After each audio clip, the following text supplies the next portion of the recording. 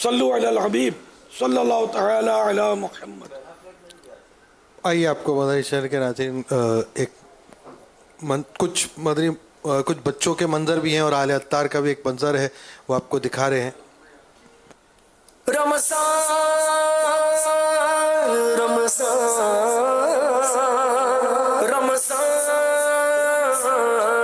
رمضان شور ماہ نو سن کر تجھے تک میں دوا یا ساقی میں تیرے صدقے صدقے ساقی میں تیرے۔ باپا جان ہم تینوں نے مل کر امی جان کے ساتھ رمضان شریف کے لیے نماز اور قرآن پڑھنے کی جگہ سجائی ہے۔ باپا جان آپ بھی ہمارے گھر آ کر اس میں نماز پڑھیں اور افطاری بھی کریں۔ My name is Ahmad Raza. He is my brother Hassan Raza.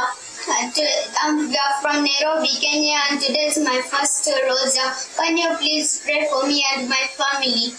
Jazakallah. باپا جان میں آپ کا بیان سنتی اور میں آپ کو اچھی سی نعت سنوں گی۔ کرونا سے ہم کو بچایا الہی، کرونا سے ہم کو بچایا الہی۔ اور باپا جان آپ میرے لیے دعا کرنا اور میرے ممی پاپا کے لیے دعا کرنا۔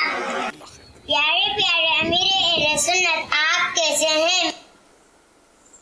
الحمدللہ رب العالمین والصلاة والسلام الحمدللہ رب العالمین علی کل حال۔ اللہ کی رحمت ہے، ماشاءاللہ بچوں کے پیارے پیارے مناظر دیکھے، میرے پوتا پوتیوں کی مسجد گھر کی عارضی وہ بھی دیکھی آپ نے،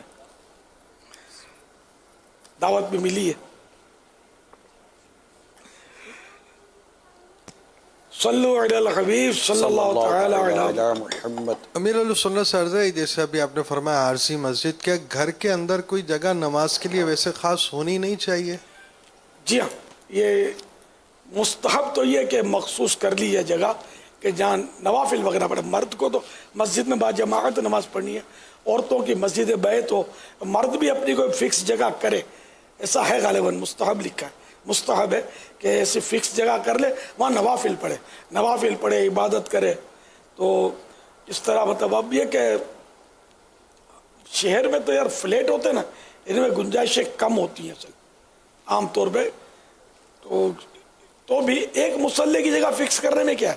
تو اس کو یہ ضروری تھوڑی ہے کہ مطلب یہ اس کو مسجد کے محراب میں اور بنائے، یہ پتہ ہو کہ یہ جگہ میں نوافل پڑھوں گا، یہاں قرآن کریم کی تلاوت کروں گا، وہ جگہ فکس کر دے، ایک مصلی بچھا دے زیادہ سے زیادہ۔ صلو علی الحبیب صلی اللہ تعالی علی محمد۔